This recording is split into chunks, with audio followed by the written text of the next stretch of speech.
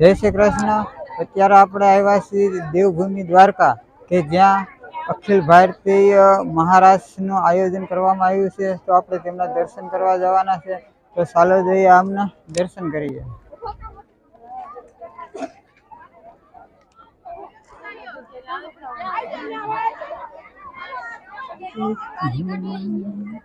આ રેડ લેવાના આપનું હાર્દિક સ્વાગત કરે છે।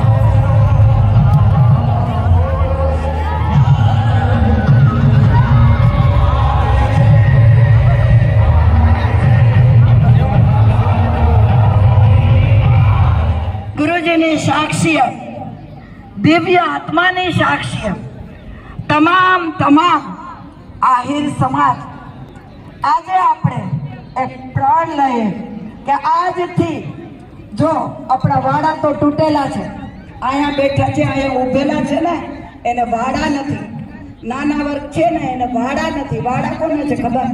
વચ્ચે નામની વાડા વચ્ચે નામે છે। મોટા હોય તો કે મોટા તો હગાયો કરી શકે, નાના હોય તો કે ભાઈ અમને કઈ માડે કરી લે, પણ વચ્ચેના કે સમાજ શું કહેશે? આજે આપણો સમાજ આપણે અને આજથી તમામે તમામ આપણા વિચારોના ભેદને તોડી નાખીએ। આપણે કેવા હાથ ઊંચો થઈને થવું જોઈએ, બધાનો હાથ ઊંચો થવો જોઈએ, મંજૂર છે। ભગવાન શ્રી કૃષ્ણની સાક્ષી તમામ યદુવંશી પરિવાર આજે ભગવાનને વચન આપે છે કે મજબૂત સંગઠન રાખશું. ક્યારે અંદરો અંદર યાદવા સ્થળી નહીં કરીએ. એક બળ, એક ભરોસો, એક તાકાત બની કૃષ્ણનું નામ જગતમાં કાયમ મોટું કરશું. અમારા સંસ્કારોને ક્યારેય અમે નાના નહીં કરવા દઈએ. અમારા આગેવાન, અમારા પૂર્વજો અને એના કરતા પણ જેના અમે વંશજો છે એના લોહીને ક્યારે અમે લાંછન નહીં લાગવા દઈએ. અમે કેવા બોલો દ્વારિકાધીશ કી શ્રી કૃષ્ણ શરણમ મમ શ્રી કૃષ્ણ મમ શ્રી કૃષ્ણ શરણમ મમ શ્રી કૃષ્ણ શરણમ મમ ગૌરવાણી આશ્રયો બોલે શ્રી કૃષ્ણ શરણમ મમ શ્રી કૃષ્ણ શરણમ મમ શ્રી કૃષ્ણ શરણમ મમ આઈ આઈ બોલે શ્રી કૃષ્ણ શરણમ મમ શ્રી કૃષ્ણ શરણમ મમ શ્રી કૃષ્ણ શરણમ મમ શ્રી કૃષ્ણ શરણમ મમ શ્રી કૃષ્ણ શરણમ મમ શ્રી કૃષ્ણ શરણમ મમ શ્રી કૃષ્ણ શરણમ મમ. બોલે શ્રી દ્વારિકાધીશ કી.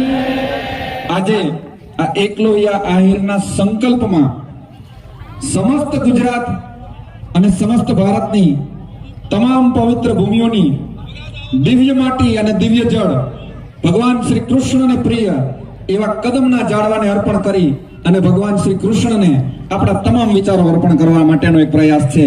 ત્યારે આખા ગુજરાતના આપણા શીર્ષસ્થ આગેવાનો, આખા ગુજરાતના આગેવાનો આજે અહીં ઉપસ્થિત છો. બહેનોના કહેવાથી એકવાર તાળીઓના ગડગડાટથી આગેવાનોને વધાવો મારા બાપ.